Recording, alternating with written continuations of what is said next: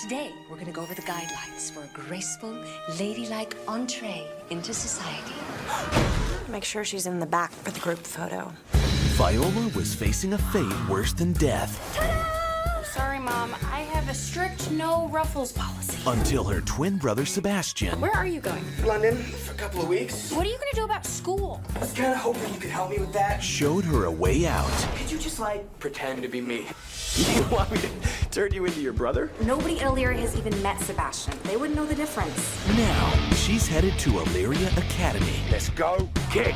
Kill! Where the men have game and the women have attitude. Hey there, pretty lady. Ew. Girls with butts like mine do not talk to boys with faces like yours. What up? We're going to be tight, bro. Seriously, how old are you? I skipped a couple grades. There is something odd about that new boy. You are so busted!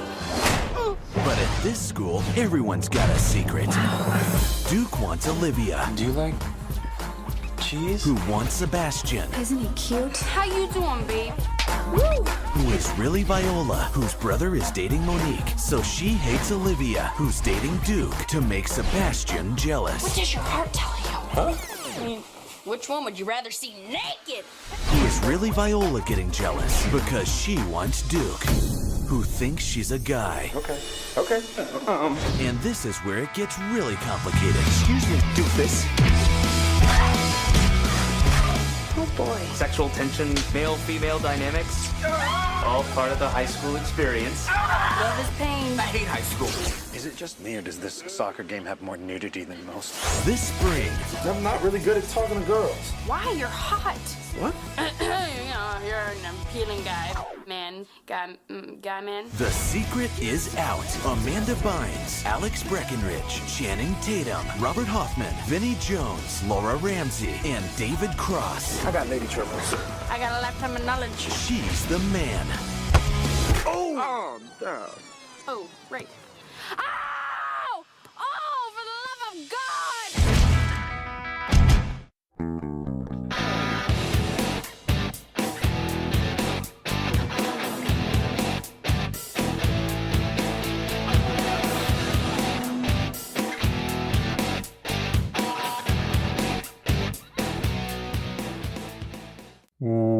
Welcome to They Call This a Movie, testing the strength of friendships one terrible movie at a time. Subscribe to the podcast on iTunes and other podcast services by searching They Call This a Movie. We are part of the Main Damie Network. To find more from us, check out the website at themaindamie.com or on Twitter, Facebook, and Instagram at The Main Damie.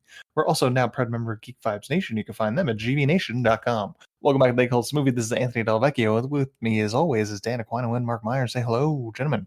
Hey, how's it going, guys? Hello, everyone. Quick question, because you guys have probably been to the beach more than I have, because I'm not really a beach person.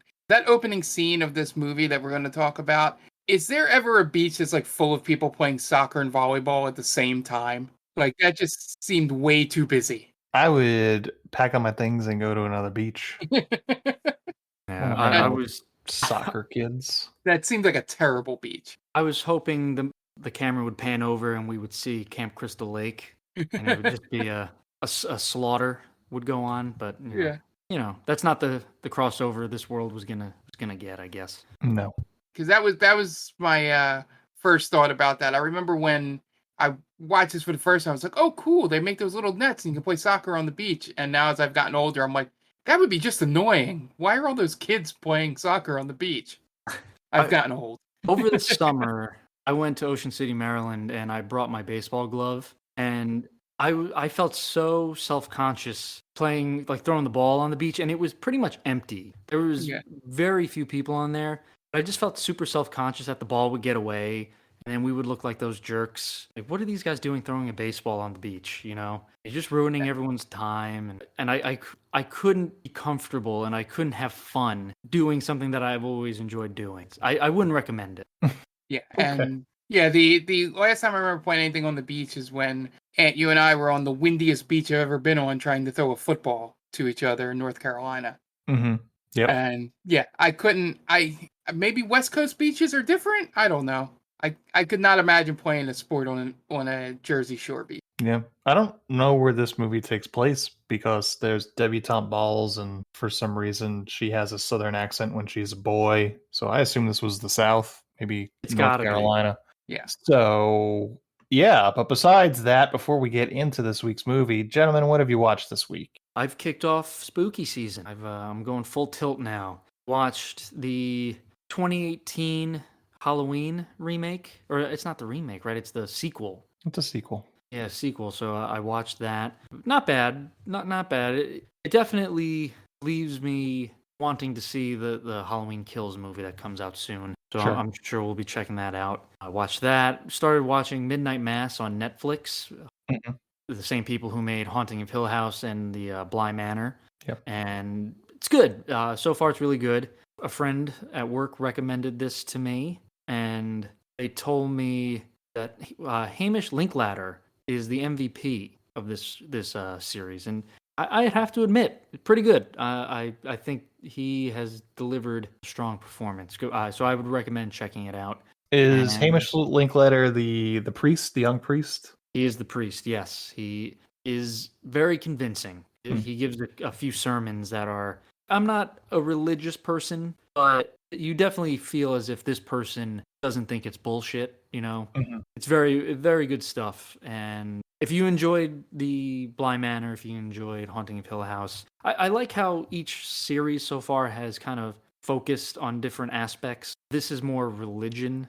And I've always kind of thought religion is a pretty fascinating thing. I'm not super religious, but religion has kind of it's moved the world, obviously. So seeing how they kind of dive into it's interesting. So I would absolutely recommend. Yeah, I've watched 2 episodes, I think, so far, 2 or 3, or 2.5, maybe. What do you It's think? good. I like it so far. Yeah, he's really good. Hamish Linklater from The New Adventures of Old Christine fame. If you remember that show. God no. I know he was in The Big Short, wasn't he? I've never seen The Big Short. Okay. Yeah, that's what I know him from. I remember him being Julia Louis-Dreyfus's brother. The sheriff, Raoul, is that his name? Mm-hmm. I don't really remember what his name is in the show. Yeah, in the show I'm not sure, but his real name is Raoul, I think, right? I don't know. I can't remember, but he is so good. He was in Bly Manor, right? Correct. He was the cook. Yeah. Yes. He's very, very good. He's a good actor. I enjoy seeing him. And with the whole Fantastic Four, everyone's doing their fan casts. Someone mentioned having him be Mr. Fantastic. I'm like, man, you know what? Like, I could see that. I could see him being Mr. Fantastic. I would definitely enjoy seeing him in the MCU. Mm-hmm. Gotcha. That's interesting. Interesting pick. Yeah, it's definitely outside of the box, and I give people credit for that. Yeah, it's better than just hearing someone fan cast John Krasinski and Emily Blunt like they're the first person to think of it. Right. That's a tale as old as time at this point. Okay. Yeah. That's one of the things I've watched this week too. But Mark, have you not watched anything? I'm gonna ask that question now. Have you not watched anything? I've not watched the movie. The closest thing is I randomly watched a hour-long documentary on the deepest part of the ocean. So that's about all I watched. That's a thing. Yeah. It was a British thing from years ago about the Challenger Deep, which is the lowest point of the ocean where they've measured the seabed. It was really interesting. It was a Japanese vessel sent down like a mechanical thing, not an in-person submarine, and they tied fish around the edges to see if it would attract anything. And when they got down there, they found maybe one fish, but what they found was a bunch of sea cucumbers on the floor. Ew. Yeah. And they were acting exactly like the ones at higher elevation. So what they were thinking was that what that tells is that there's actually a current on the floor because they were all facing the same direction, letting the food flow in. So that was probably one of the big discoveries there. But it was pretty cool seeing the really insane fish that are down that deep. And they brought a couple up, and to be able to survive the pressure, all their skin's gelatinous and stuff like that, their muscles. Is that the blobfish? It's a monkfish or something it's called. Yeah. So it doesn't survive the pressure dropping like that, right? And then it kind of melts. Yeah, as it comes up, it won't survive. Yeah. just because it's meant to have all the water, the pressure from being low in the water there. So, but it was really interesting. I had watched a dumb little segment on Giant Bomb teaching one of the guys on there about the oceans, and they mentioned this documentary on there, and then I went to YouTube and found it on there. So it's pretty fun. So glad other podcasts get you to watch things, but not this one. Well, no, I technically watch one thing every week. Yeah, that's true. Touche. Egg on my face. Okay, as for me, I didn't watch much this week. Besides Midnight Mass, I am also in spooky season, but I really didn't get a chance to watch much this week. Besides, I watched Halloween 6, The Curse of Michael Myers, because I had it in my head that I had never seen Halloween 6. Spoiler alert, I have seen Halloween 6. It's not good. It's got Paul Rudd in it, at least. That's not a spoiler alert for us. It's more for you, isn't it? Yeah, it was. No, I'm spoiling it for you guys that I haven't seen it. That I have seen it. Yeah, not good. Not good. Is that the one where they shot multiple endings? I don't remember. I don't remember the. That was the one that came out in like '95. And they kill off Jamie like immediately. She has a child, and it's the end of the Thorn trilogy.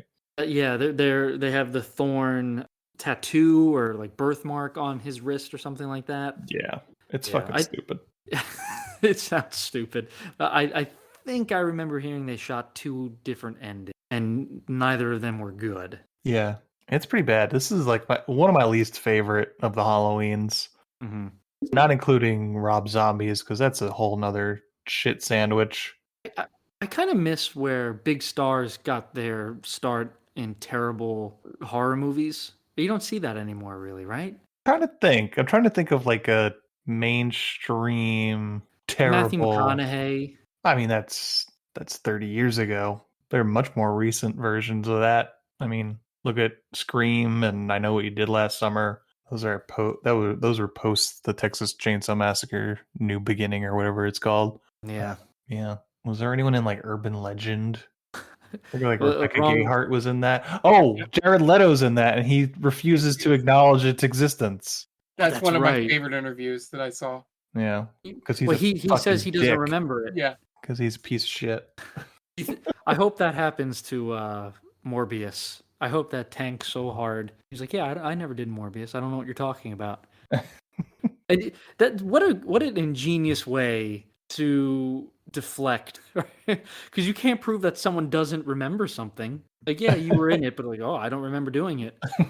The next interview, you just show up with a one of those those TVs that you wheel in from high school, and just a VHS tape of Urban Legend, and make him watch it. That'd be hilarious. Like, that's you. Look, you do the whole Leonardo DiCaprio meme thing. Like, look, that's you. Yeah. I would watch. Yeah, I would love to see that happen. And you know, knowing Jared Leto, he would still double down on it. No, it doesn't. I mean, kind of looks like me. I see where you're coming from. That's not me. Yeah, but like even the Halloween H2O had Josh Hartnett in it. And that was an early role for him. Yeah, I'm trying to think. Halloween Resurrection has Busta Rhymes. That's where everybody knows him from. That's true. Of course. Yeah. He did nothing else in his career. No. Yeah. That's his only credit too, I think. Yeah, that's it. That's all I got this week. Okay. Not a huge week. I built a shelf this week, so nice. Yeah. Or like a TV center thing. This weekend was really busy. I mean, you know, we had some get-togethers. We got to see each other in person. Yeah, twice, back-to-back days. Yeah, that was fun. Like, remember those days, guys, where we actually saw each other more than once a week? Yeah, that was insane. Can't believe we did that. I'm so tired. We lived dangerously. Yeah, that was like Sunday was just like, oof, man, I need to recover. I gotta watch terrible football. Yeah, you know what? Instead of watching, I don't get the Jets. I got Pittsburgh versus Cincinnati because as long as I've lived in Central and South Jersey, never will they ever let me miss a Cincinnati versus Pittsburgh game. Every single year, I get it twice. It's the rivalry, man. Everybody guess, but who cares? Even the rivalry. Not on this, and definitely not on this side of Pennsylvania. Not this side of Harrisburg. Who gives a shit? But I never lose my appetite for 13-6 games because that's what those games always wind up being. And they're never and those games are never defensive games. You know what I mean? Like oh, that was a defensive gem from both teams. No, it's just punt, field goal, punt, interception, which leads to a field goal, punt, and just throughout the entire thing, it's not good football from either team. And we always get the every year now. It's the Big Ben. He's over the hill. He looks done. Yeah, man, he's like 50. Yeah. So that's football talk this week. We're going to take a quick break, and you guys are going to listen to some ads so we can pay those bills, and we'll be right back. Are you itching for a good story? Laughter among friends? Maybe a mystery? Fire Breathing Kittens is a standalone Dungeons & Dragons podcast. Each episode is a separate 3-hour-long story, like a movie for your ears. You can listen to these adventures in any order. Join us on an actual play D&D quest as we solve mysteries, attempt comedic banter, and enjoy friendship. Fire Breathing Kittens podcast. Fantasy, action, mystery, and friendship. And welcome back. Now it's time to get into this week's movie. And this week was a poll result week. So this week we had a poll on our Twitter page where we decided to put 3 movies against each other. And this week's theme was back to school. So college or high school movies. We picked them and where they went up against each other. Mark, you picked Teen Witch. Yes. I picked He's All That, the brand new Netflix, supposedly god-awful movie. And then Dan won this week with his pick. So Dan, why don't you introduce this week's movie? Sure. I just want to say it feels good to be a winner finally. It's been so long since I've won anything. And thank you all for choosing my movie. This week, we watched She's the Man with Amanda Bynes from 2006. And this was a total panic pick because I had no idea what was a good back to school movie. Like I didn't think. Now that I thought about it, I was gonna do like Hardly Waiting, but that I don't know if that's back to school, right? That wouldn't count. It's What? Can't Hardly Wait? Can't Hardly Wait. Yes. Can't Hardly Wait. I wouldn't let you pick anyway. It's too good. It's too good. Well, you reminded me with the Trip McNeely gif. All the girls talk about you. Really? Which ones? Oh man, damn! I wish we had picked that. I've never seen this movie. I've never seen She's the Man. I had seen bits and pieces of it, mostly towards the end when Amanda Bynes has to prove that she's a girl and she lifts up her shirt. I'd seen that online most of the time, which makes me sound super dirty now that I'm saying that. Which website? Mr. Skin. No, it wasn't Mr. Skin. I just saw it on random things on Twitter and all that. I'm not making it sound any better, really. That's a problem. But I've never seen this movie, and I was surprised to see that Channing Tatum was in it. Mm-hmm. I thought his first movie was like Coach Carter, and I'm not sure, but man, I'm really disappointed in this pick because really? I was nervous that this was going to be very problematic. 2006 was a different time, and the way that things were portrayed was like, oh man, and obviously Amanda Bynes had that stretch where she was going through some issues. All right, so we need to make sure we don't go into that. So there are some choices in this movie, man, that I don't know about, and it definitely doesn't hold up. Okay. Mark, where are you coming from with? Yeah, so I've probably seen this movie back in the day more times than both of you, which is probably twice. Yeah, so this was the era of movies where I would just get things from Netflix, and it would be anything that I thought had a good-looking girl in it, I would watch. And at the time, I probably assumed that Amanda Bynes and the other girl that plays Olivia were interesting enough in the trailer to watch. So my thoughts on it, it's a perfectly fine movie. I mean, it does enough with the source material it comes from to stay as true as you can without being a period piece if you're trying to modernize it. I like the idea of revolving around sports. I think that's a cool way to do it because it's a interesting way to do gender dynamics, at least, in terms of back in 2006. So I think my favorite thing about this movie was just that it reminded me that there was a time when there was nothing but Amanda Bynes movies that seemed to come out every 6 months to a year during this time period, maybe led to what happened later. I could watch this movie, bits and pieces if it's on TV. I don't think I'll ever sit down and watch the full thing again. unless if my soccer-loving niece finds it and goes, "Oh, soccer movie," and wants to watch it. But yeah, it was a fine time. I wasn't bored with it. I think some of the actors are very much of that time period, but you can tell that Amanda Bynes and Channing Tatum sort of stand out from them in terms of acting talent, which is kind of saying something a little bit. But yeah, I'm surprised that Dan didn't like it as much as he did. But yeah, it's perfectly reasonable movie. Okay. Yeah, so Mark, you have watched this twice before. And yeah, I haven't seen this ever, so definitely watched it more than either of us. Yeah. It's a perfectly fine movie. Boringly fine. Yeah. I don't really know much more than what I could pull out of it. It's not as problematic as it seems like it probably would have been. Yeah. There is some homophobic parts to it, but in line with what you would expect from 2006. There's nothing super offensive in it. Yeah. Yeah, probably perfectly reasonable for 2006 teenage boys. Yeah, I mean, we've gone on record of saying that the mid 2000s was a hellscape. Yeah. So this is about where you would expect this to be. Yeah, I found myself, I chuckled a couple times. Yeah, it was fine. I don't really know what I'm going to talk about on this episode, except for the actor that plays her brother. Is there something weird going on with his chin line? I felt like he was a little baby Robert Zadar going on. Maybe. He's not in it long enough for me to notice. Yeah. I know that outside, obviously you can't cast this way, but outside of the hair, there was nothing about that brother that would maybe even think he looked like Amanda Bynes. Yeah. Especially when there's people that know him that are like, oh, that must be Sebastian. Right. Well, the conceit is they look alike from behind. I was just going to say, that's how they get away with it in the first couple scenes of the movie. Mm-hmm. Is that one line. It's the thing I always say on this podcast. When you're giving me a ridiculous concept, just give me one line to explain it.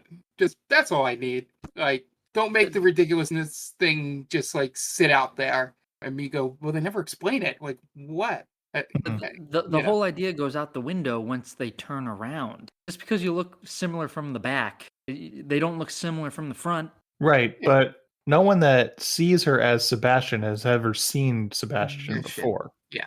But people have seen her as Viola and Not there. as fake Sebastian. Channing Tatum sees her in the country fair. But yeah, and all the time, and all that, and the whole time they're there, it's like, wait, you look familiar. Right, so he should have known immediately. Yeah, this movie. I don't know. How often do you really think he is suspecting that the person that is his roommate is this girl? There's that deniability. It was like, oh, that's ridiculous to even think about it. That obviously it's not. Like, he might think of them as looking familiar, and then if he got to put two and two together at some point. When have you ever been in this situation where this happens to you in real life? Put yourself in his shoes. How many times does this happen where it's like, oh yeah, my roommate who's supposed to be a guy is actually a girl, and I should have known because I ran into them. I should have just automatically immediately said, oh yeah, no, that's my roommate when she's in girl form. I think he can justify as like, oh yeah, that's just crazy to just even think about that. Obviously that's not the same person. I think there's a lot of, and this is another problem I have, there's a lot of like gotcha moments or you're busted, right? So every few scenes, like, oh, the tampons spill out, or hey, you sound like a girl. She gets kicked in the crotch. Ow, my groin. She gets hit with the ball, and she's like, oh yeah, ow, it burns. I mean, every guy has been hit in the nethers at one point or another in their life. Yeah. I don't think it's a burning sensation. It to me, it was never a burning sensation. So it reminded me of that. Man, are we gonna tell him, Mark? Are we gonna tell him?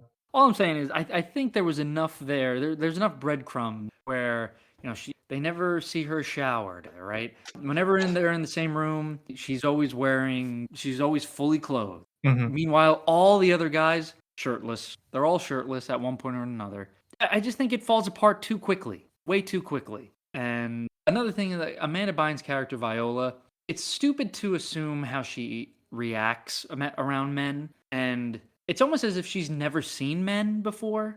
Mm-hmm. you grew up with a brother. You know how men act. So when she's doing this whole, she's going way over the top with it, and it's like, just, guys don't act that way. You know that. So Sure. I understand it's for comedy purposes. Like, oh, she's a fish out of water. She doesn't know how to act as a guy because she's a girl. Sure. But she goes really, really over the top with certain things, like the handshakes and how she talks about other women, which kind of enforces stereotypes in a way, right? Because even Channing Tatum's character was like, "Hey, why do you talk about women like that? That's kind of strange." And then like the women are against each other.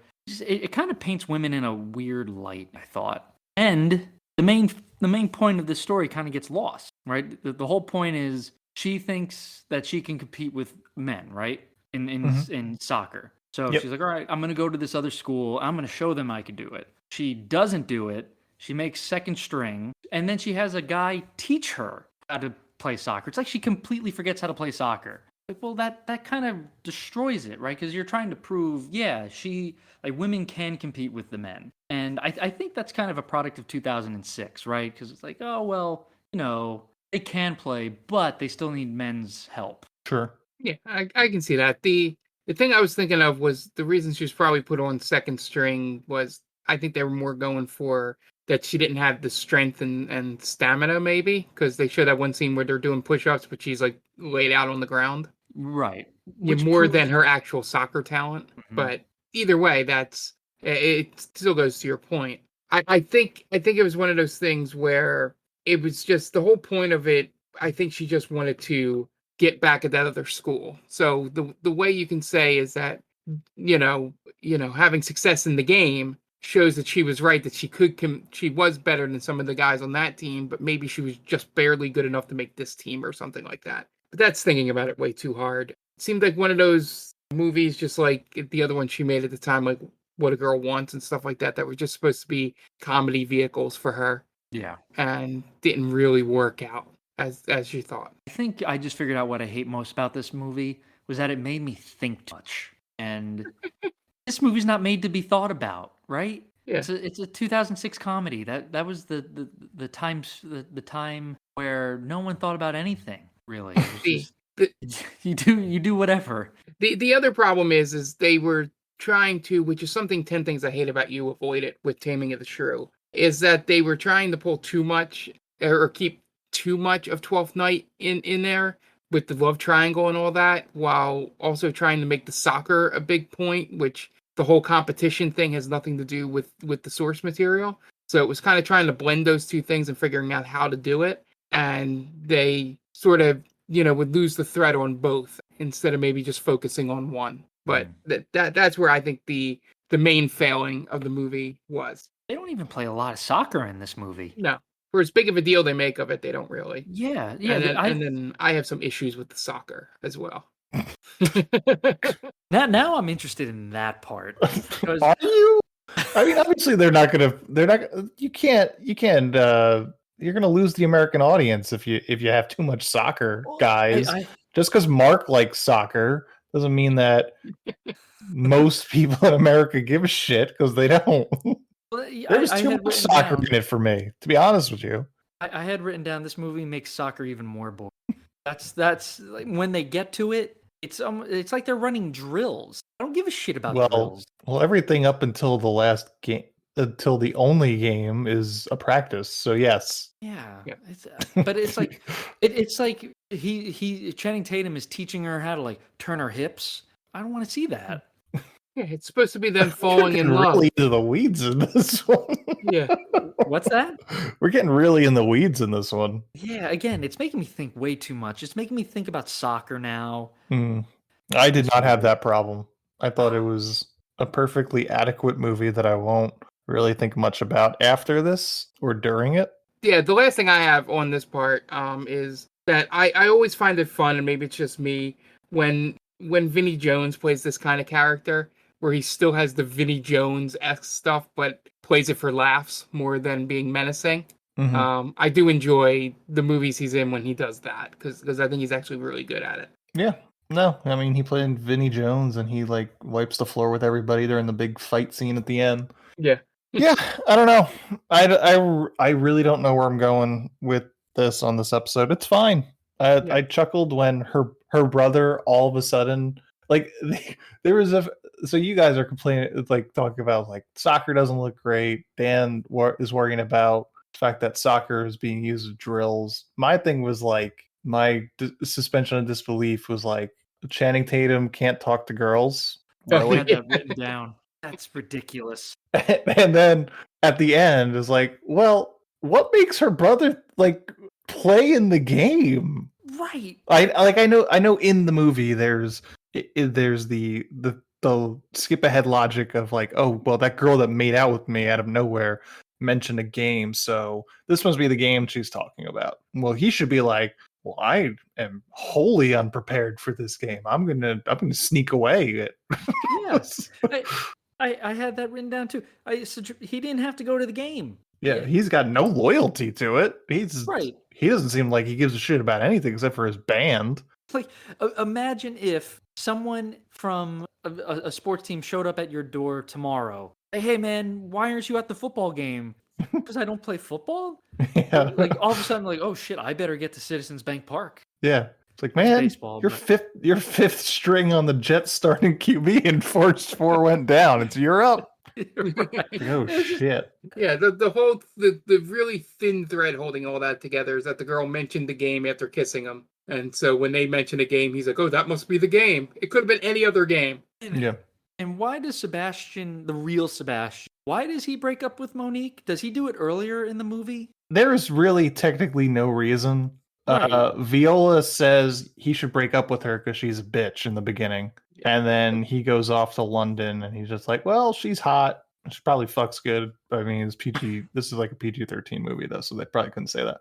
And then when he's in London and he calls Viola, he's like, you're right. I am going to break up with Monique. And It's that's so it. dumb. Yeah. And again, enforcing a very bad stereotype, right? Like, oh, he's just in it to get laid. Mm-hmm. That's it.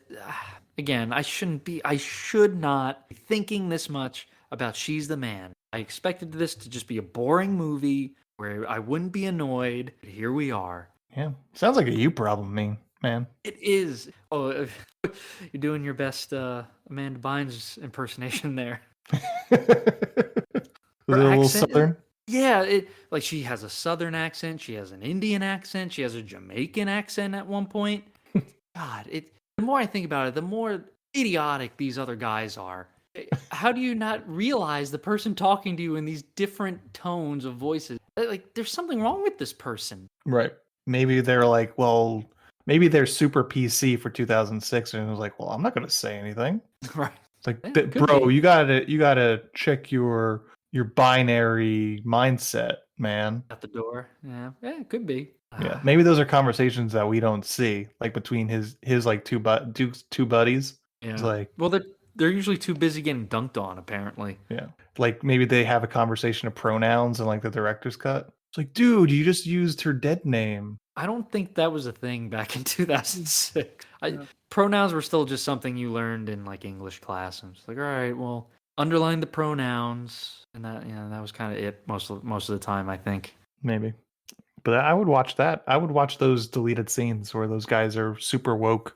I wanted to watch more about the kid in the kissing line, the little kid. I wanted to see more of him. This is the first time I've ever been like super creeped out about the idea of kissing booth. Yep. Because it's not supposed to be that way it's portrayed, I think. I hope it's not really a thing. Like, I've never encountered a place where kissing booth is an actual thing. I'm hoping it's just like a conceit made up by Hollywood writers. Because these girls are underage, first of all. Yeah. Yeah, they're in high school, right? Yeah.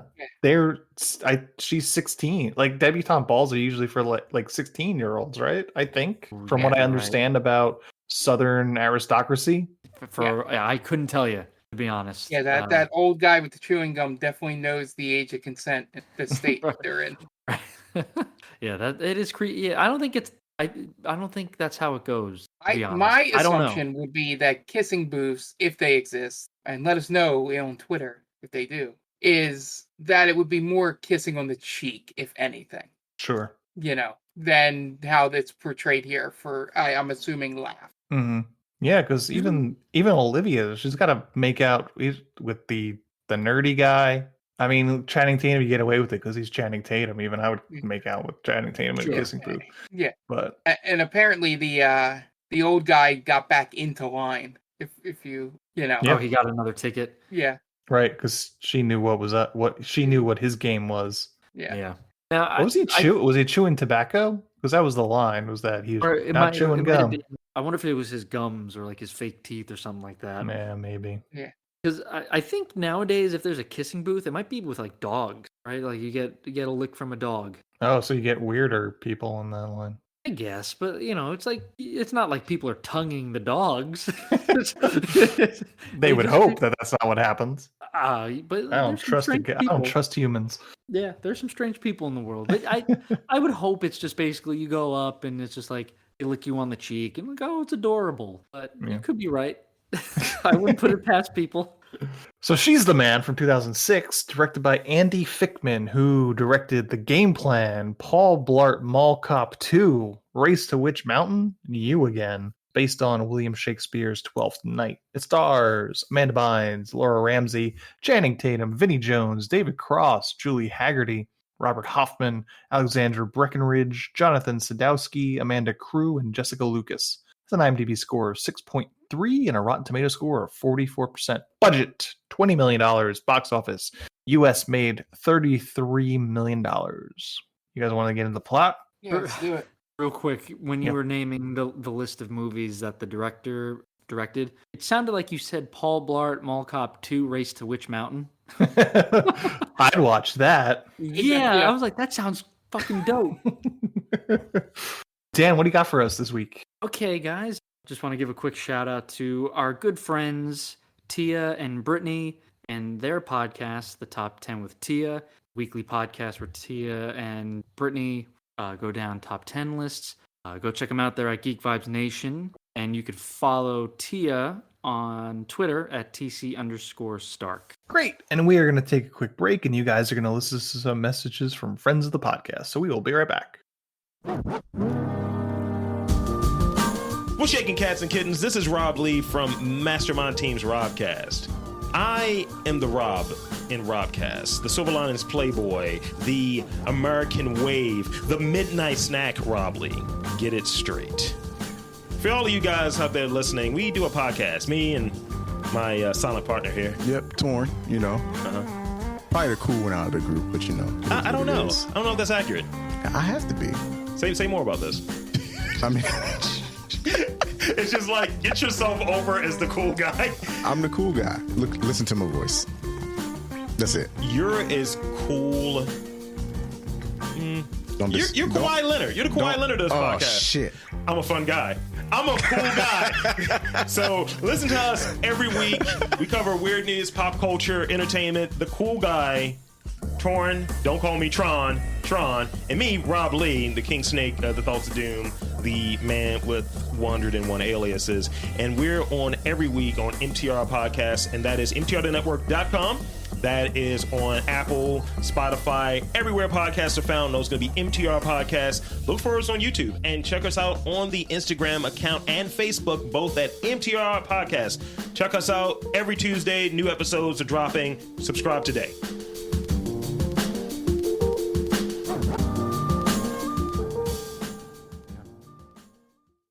And welcome back. And now it's time to get into the plot for She's the Man. We open on one of the most seizure-inducing credit scenes I've seen in a long time, including handheld footage of soccer and graphics assaulting the eyes. I really had a hard time focusing on this entire credit sequence. It was bothering me.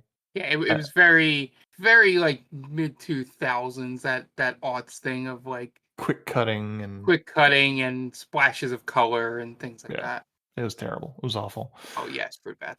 It's a party on the beach with a bunch of kids playing soccer, which really cuts the... with Amanda Bynes, Viola, and her boyfriend Justin laying on a blanket on the beach making out, and him almost bumping her in the head at least twice, which I can't imagine was in the script. He compliments her soccer playing abilities, saying she's better than half the guys on his team. She tells him that he's gotten a lot better at kissing.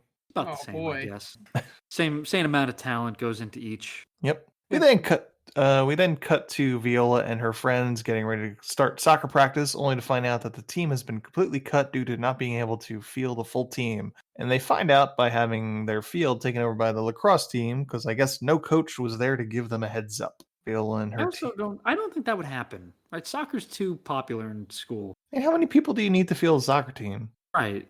I feel like every high school has a soccer team, right? I think at the very least it's one of the more popular girl sports. Definitely. Yeah, and yeah, you're right. The principal or someone would have let them know. Like, hey, ladies, don't bother suiting up. Yeah, and let's be honest, this is a predominantly white high school, so they're going to have no problem funding a soccer team. Sure. You know, it's always like in Bring It On when there's like, we don't have a cheer school, we don't have a gymnastics team. It's like, that school would totally have gymnastics. Yeah, all the mothers would want their daughters to do that. So Yeah.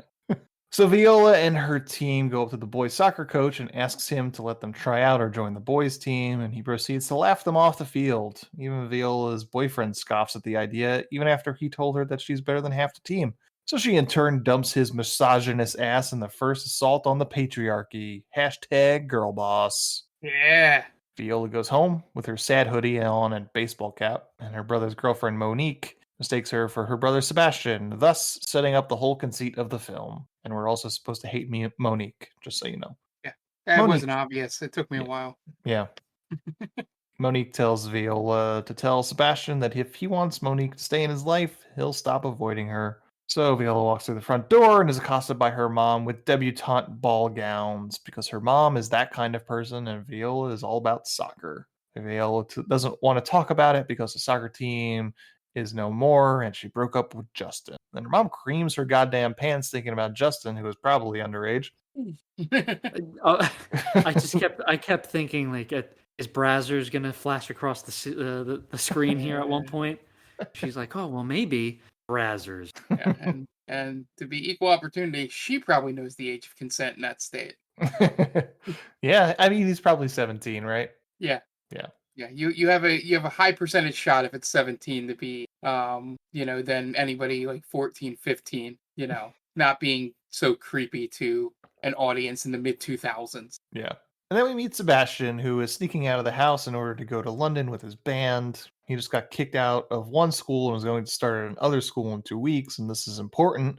No one at his new school knows exactly what he looks like. So Viola gets an idea. She enlists the help of her gay best friend to turn her into her brother so she can go to his new school posing as him, join the boys' soccer team, and beat her boyfriend's team. Then montage of her having a let's turn me into a boy makeover, complete with trying to learn to walk and trying on mustaches.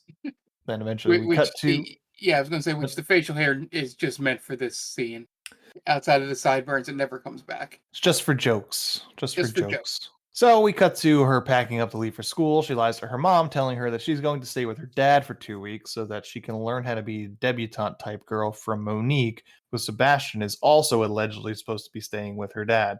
And then her gay best friend takes her to the school, and at first she's nervous because she thinks everyone can tell, but she does a bad southern accent and a strut and gets her confidence. So she goes to her dorm and meets Duke, Channing Tatum, and a couple of other guys from the soccer team, and they immediately think so. Throughout this whole thing, I couldn't tell if I was supposed to be writing my notes as if it's Viola or Sebastian. So I am going to flip pronouns and names throughout the rest of this. It's called Amanda Bynes.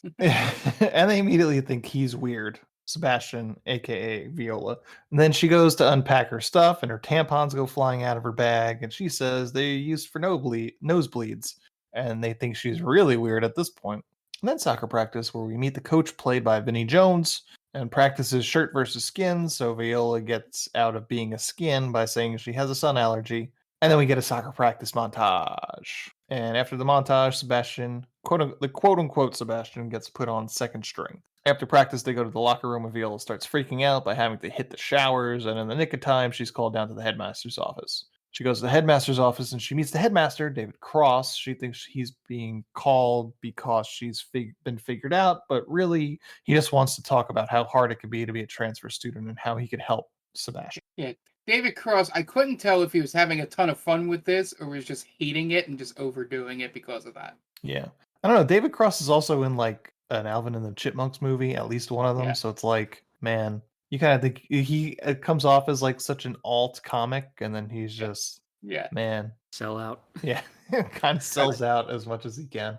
Gotta pay the bills. I have a weird thing for David Cross because he looks like me.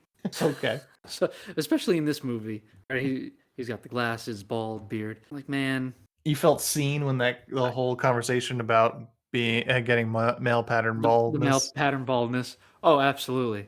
Yeah. Like, man, he's talking to me. That one hit too close to home. So you're one of the baldies. You're like, I wish I had a David Cross in my high school. Right, to help me figure it out. Yeah. Well, I don't know, man. I don't know what to think about David Cross. He is a funny comedian, but yeah, then he does these movies and like, what are you? Mhm. What kind of comedian are you? Yeah, it's like when Lewis Black shows up and Accepted. Right. Yeah. It just doesn't make sense. So Rent was Sebastian, due. Sorry. Oh, go ahead.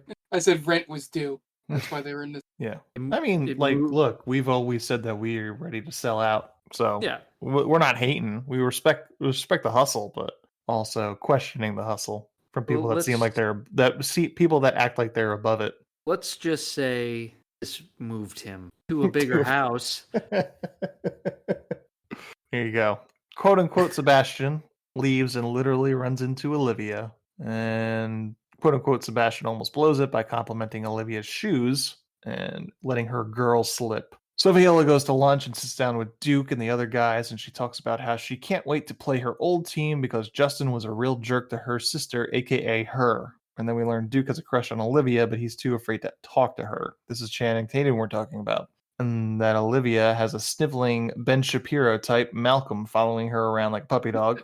That's And a this- perfect description for him.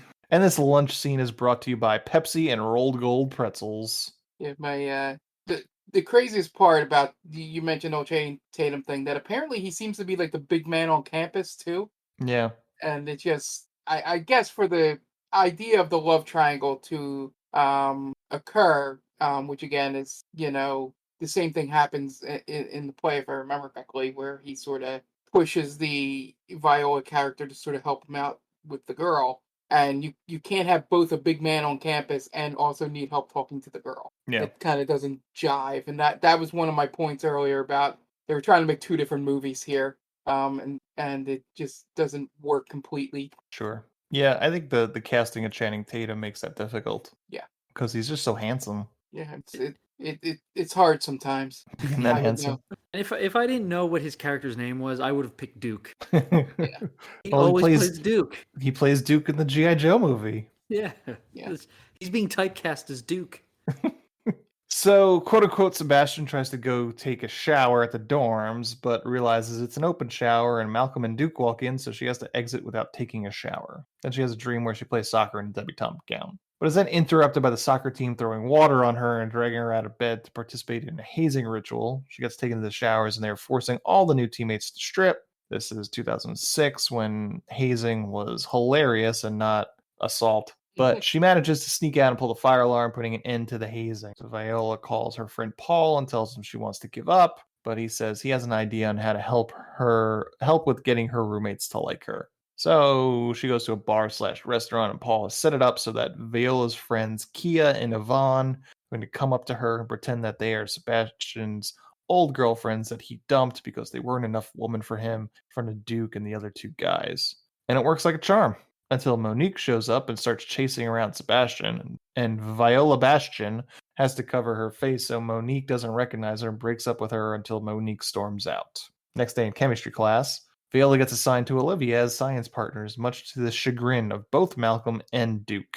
Yeah, and of course, in a common trope of these movies, Duke gets the nerdiest girl in class with him. Eunice, who has headgear. After class, Duke stainless steel.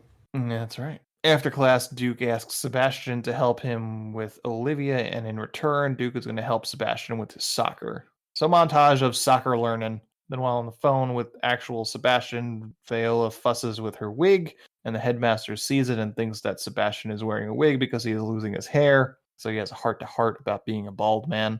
Then later on, eventually in science class, Sebastian convinces Olivia to consider going out with Duke. So Sebastian tells Duke and tries to help him talk to girls by role playing as one. Again, this is Channing Tatum we're talking about. And they both get a little bit too close for comfort, and they both freak out about a tarantula. And they realize they both have to go to some carnival that their moms are running for charity. So the next scene is Viola and Duke going to the carnival. And Viola has a conundrum. She has to play as both Viola and Sebastian while trying to avoid Monique and her ex-boyfriend. And Olivia is also there running the kissing booth, which I guess I never actually thought about, but it's an extremely creepy concept, and I hope it's something just for movies and not something people force underage girls to participate in. Eventually, I'm sorry to interrupt. I thought this scene was kind of pointless in that she was changing constantly. Because it's really the mother who's looking for Sebastian, right? The mother's looking for both of them. Yeah, so she shows up. Viola shows up. Yeah. And that's really the only time she runs into her mom. Because then she's like, "Where's your brother? He's late." Like, "Oh, let me go find him." And then she goes to change in front of underage kids in a bouncy castle. And then she doesn't see her mom until the end of the carnival. Yeah. So it was kind of just like, oh, look at this Mrs. Doubtfire moment, right? Where Robin Williams has to change back and forth as Mrs. Doubtfire. Yeah. Like, kind of like I get what they were going for. I don't think they pulled it off. Gotcha. Yeah. I think it's hard to even believe that Sebastian would even go to it. Right. Yeah, this isn't his scene. Right. Eventually, it culminates in Viola taking over for Olivia at the kissing booth just as Duke is about to go. And then Viola and Duke have an epic makeout sesh in front of everyone. But then Justin shows up and decides he needs to fight Duke. So they do in the middle of the carnival with Viola trying to break it up. Eventually, the two of them get kicked out of the carnival. So Viola goes back to the dorm as Sebastian and finds Duke with a tampon up his nose to plug up his nosebleed. And then Viola realizes that Duke is more sensitive than his exterior persona would let on. And this marks the first of two instances in his career where Channing Tatum uses a feminine hygiene product to stop bleeding. There you go. And we covered the other one. Did we? Yeah, he uses a pad in Jupiter Ascending. Yeah. I don't remember anything from that movie. Okay. I was gonna say gives up on it right away. I was gonna guess 21 Jump Street, and then you said we covered it. I was like, oh, then I don't know. I forgot that we covered. I forgot we covered a Channing Tatum movie. 100%. Oh, me too. Yeah. So he's making a second appearance on DC Tam. Yeah. Sorry, Channing. Yeah, you kind of derailed me there, Mark. I completely forgot that we did that entire episode. What is it about Channing Tatum movies where like my notes are just shit? That one I read straight from Wikipedia, and I thought about doing it again here. But did we just find out he's kind of boring? Yeah, I like him in comedies. And the scene where he gets really mad in this, he's showing like pretty good chops. I thought he was gonna haul off and punch Amanda Bynes right in the fucking face. That would have been an interesting dynamic. Yeah, like just destroy her like he destroys that mirror in the Foxcatcher. Man, because now like that would have been such a good scene. Maybe not like haul off and Decker, but like what about like a push? Just like a shove, and then when you find out, Viola is, Viola, it's like, oh shit, like I pushed a woman, I raised hands to a woman, now I'm distraught and I have all this self-guilt and I have to stop playing soccer, and then his life just takes a huge swan dive. It'd be a very different movie, yes. It would be, but it would be so much better. Yeah. Then, where are we? And then they have a heart-to-heart against Duke and Sebastian. And then soccer montage. At the gym, Sebastian gets first string and tries to convince Duke to call Viola for a date. Meanwhile, Olivia is convinced to try and make Sebastian jealous by coming on to Duke. They wind up going on a double date. Sebastian takes Eunice, who starts getting super grabby. And Olivia starts making out with Duke at the table in order to get Sebastian jealous. It works, but not how Olivia thinks, and Sebastian decides to leave. Viola goes to debutante training, and both Olivia and Monique are there, and Viola stares daggers at Olivia and eats like a maniac. And Viola follows Olivia to the bathroom, where she tries to badmouth Duke, but then Olivia admits that she's just trying to get close to Duke in order to make Sebastian jealous. And Olivia vows to kiss Sebastian the next time she sees him. And then Monique shows up and tries to fight Olivia.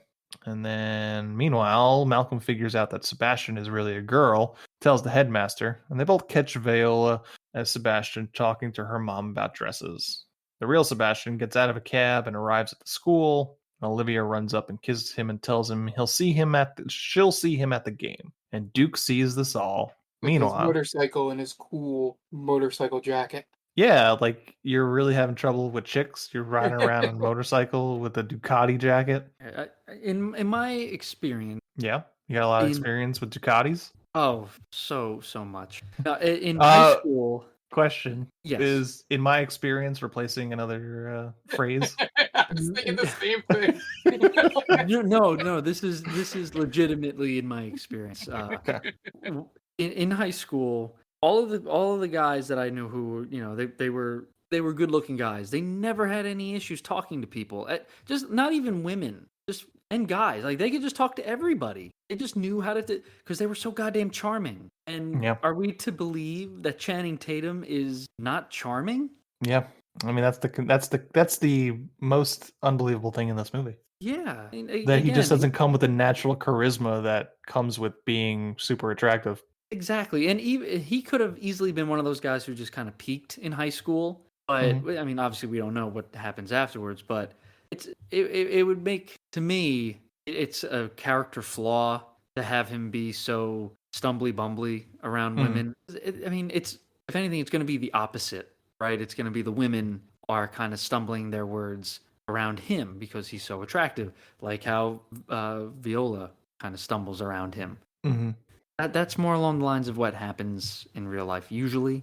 Yeah, but Olivia, she's taken the bull by the horns in that relationship. She's very strong. She's very domineering. Yep, which is good. Listen. Yeah, some guys like that. Yeah, I wasn't sure It seemed like this movie wasn't sure what we were supposed to think of her, because at some point, like Viola hates her at moments in this movie.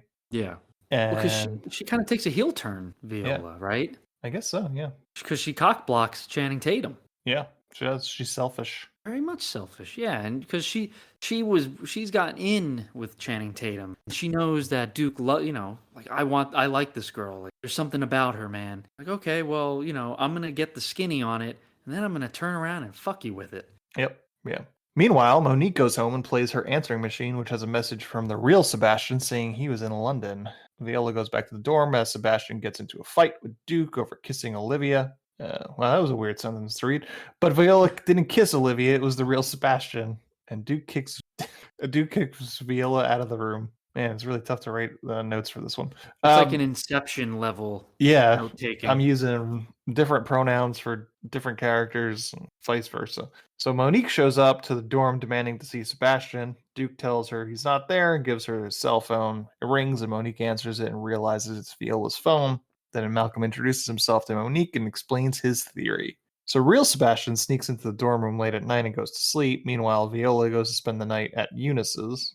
In the morning, real Sebastian, for some reason, thinks it's a good idea to go for him to play soccer. Meanwhile, Viola oversleeps and is late to the game as Sebastian. Malcolm and Monique go to the headmaster with their findings, and then the game starts, and Sebastian is terrible at soccer. That is one of the things that made me laugh, was just how awful he was. Yeah, they got the right amount of terrible. Yeah, and then their parents are invited to the game by the headmaster. Eventually, the headmaster stops the game in the middle of the game to try and expose Sebastian as a girl, but it's the real Sebastian, and he's forced to show his dick to the whole crowd in order to prove he is a man.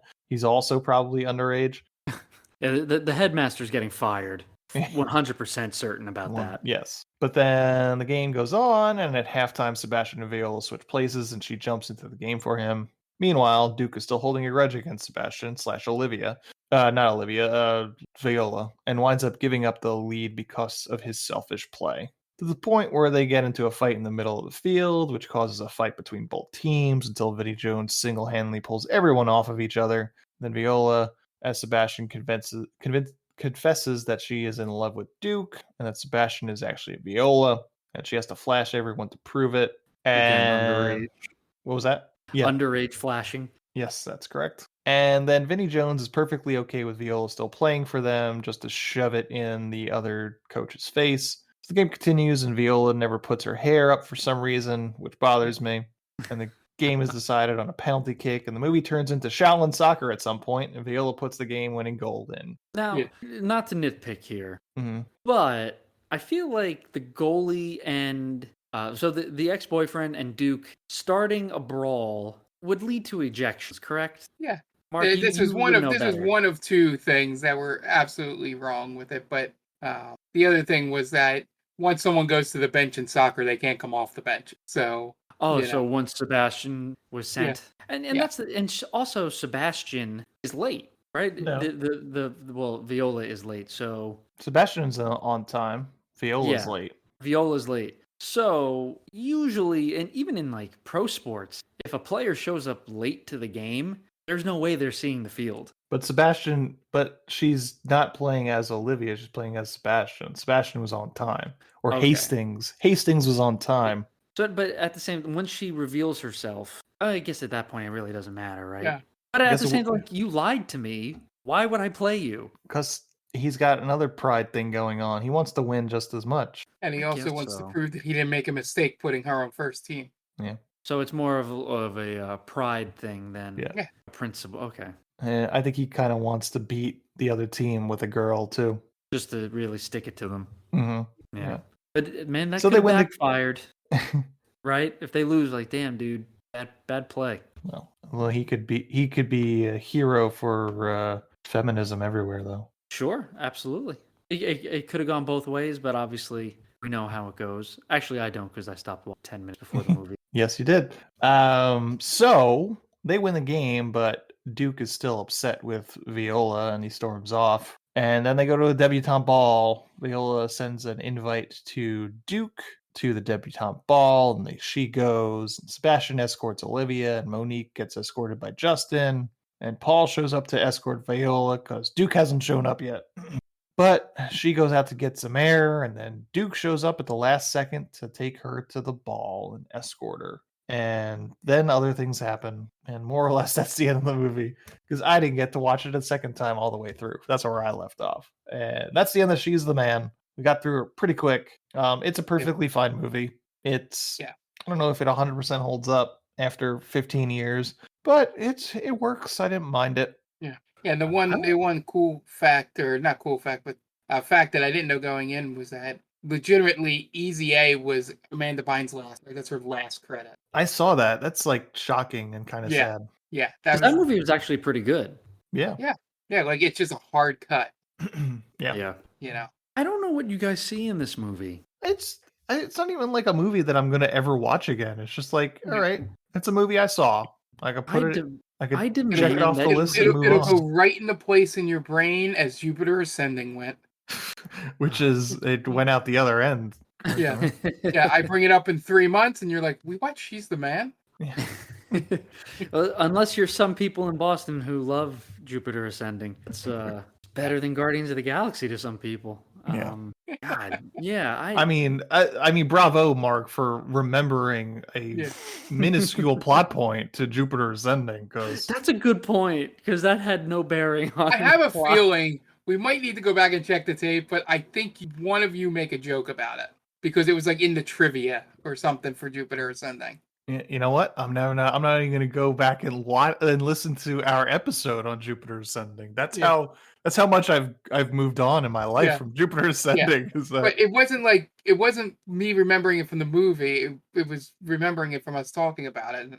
Yeah. It's not here nor there, but yeah, I got nothing. Sorry, I don't remember it. We have watched 100. I said, yeah. I mean, we've watched 152 episodes. I'm allowed to forget one of the movies that we've done. Yeah. Oh, because that's one I only watched once, so that doesn't help.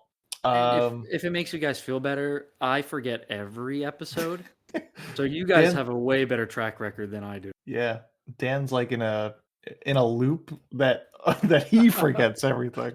Yes.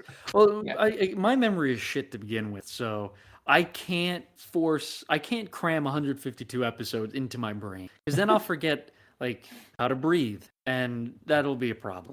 How many do you think you got in here? Like 20? Not even close. Maybe it's the weird ones, like the Russian Avengers one. I remember. There's that, and now that I'm I'm under the gun, I can't even think of another one. Which movie did we cover last week? Hold on. I swear to God, I can't remember. What did we cover? Patient's Revenge, Stockholm Docker. Jesus, I should remember that because I actually like that movie. Yeah, and it doesn't help that I hate the sound of my own voice, so I don't listen. Because yeah, I'm like embarrassed of myself. So I have other people who will tell me, oh, like I listened to that, it's really good, or I listened to your catalog. And like we have fans that listen to this and they enjoy it, but man, I am so embarrassed by myself. I can't do it. I just can't. Well, you know what I always say is that your voice is only new to you. Everybody else hears it. Like, And that's how you kind of you get through it. Yeah, I mean, like I have to listen to it because I edit this show, but it's just like my voice is nothing new to anybody else. Anybody that's ever met me knows what my voice sounds like. It's only new to me, so it's not like it's not like I can hide from it. So yeah, I just have to get over my own self-consciousness. Shit your pants and take a swim, man. Shit your pants and take a swim. You guys want to plug your shit? Yeah, at Diaquino122. At Stranger Damies. New episodes are every other Wednesday. So check the Twitter to see when that's going up. And yeah, that's it for me. So as Dan mentioned, the Stranger Damies are every other Wednesday. You can find it wherever you get podcasts. And then on Mondays, every other Monday, we do the Game Vault podcast. They sort of alternate weeks. So this week was if you're watching this when it airs, this week was a Game Vault pod. Next week is Stranger Damies, and so on and so forth. You can follow Game Vault Pod anywhere on social medias. We made it very simple. It's Game Vault Pod. And then we also stream on Twitch 3 nights a week on twitch.tv/Game Vault Pod. We do Retro Mondays, Multiplayer Wednesdays, and Co-op Thursdays. So a little mixed variety for anyone out there that may be interested. Be sure to look out. It may already be on the Twitter if you're listening to this a little later than usual. But we're going to be having an announcement of our date and time for the Extra Life campaign that we do to raise money for the Children's Hospital of Philadelphia over at twitch.tv/GameBallPod. So be on the lookout for that. It should be on all of our social medias. So no matter which one you follow, you will definitely either see a retweet or an actual tweet letting you know when and where to show up. And any little ideas and things that may be going on throughout that broadcast. Real quick. Okay. Yeah.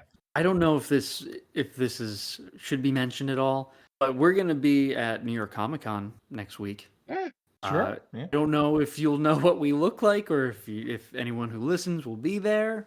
But I don't think there would be anything that would make my life better or like make me happier than having someone talk to us like a complete stranger at Comic-Con. Like, yeah, I know you guys. I think I would die a happy man like that. Not even my first child's birth would be better than that. Well, you heard it here first. If you're going to be at Comic-Con and you want Dan to finally go through with killing himself so he could die a happy man, say that you listen to the show and that you like it. Or I think you just really have to talk to him, it sounds like. It doesn't even matter. If you come up like, hey, you guys are from They Call This Movie, right? You suck. Like, thank you. Go jump off the Javits Center now.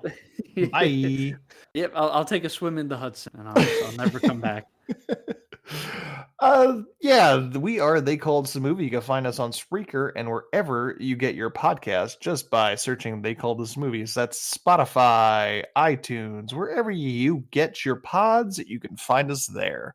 We are themaindaming.com. It's our main website. We are a couple of days away from 31 Days of Horror. Actually, I think when this goes up, it'll be the next day. So we're going to be very busy this month. We are going to be starting to do articles every day for 31 days, fingers crossed, of new movie reviews. So check that out. It's themaindaming.com, and we're going to post all about it on all our socials, which just also so happens to be at The Main Damie. So that's Facebook, Twitter, Instagram.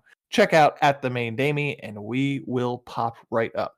We're also a member of Geek Vibes Nation. You can find them at gvnation.com and on all socials and all podcast streaming apps at Geek Vibes Nation. So that's, once again, Spotify, iTunes, wherever you get your podcasts, they'll be there. Geek Vibes Nation, tons of great shows. If you're into geek stuff, surely there's a show for you. We're on TikTok. You can find us at They Call This Movie on TikTok, where we show some short clips from our shows. And so show us some love on TikTok by searching They Call This Movie and following us. If you got any time, go on your podcatcher of choice and give us a 5-star review. Would really help us out, get noticed. And yeah, if you got any questions, comments, you want to recommend a movie to us, hit us up at themaindamie@gmail.com. It's all the places to get a hold of us. And that's going to wrap it up this week. The movie this week was She's the Man, directed by Andy Fickman. So, for Dan Aquino and Mark Myers, this is Anthony Delvecchio telling Andy Fickman, well, you certainly made a movie, didn't you?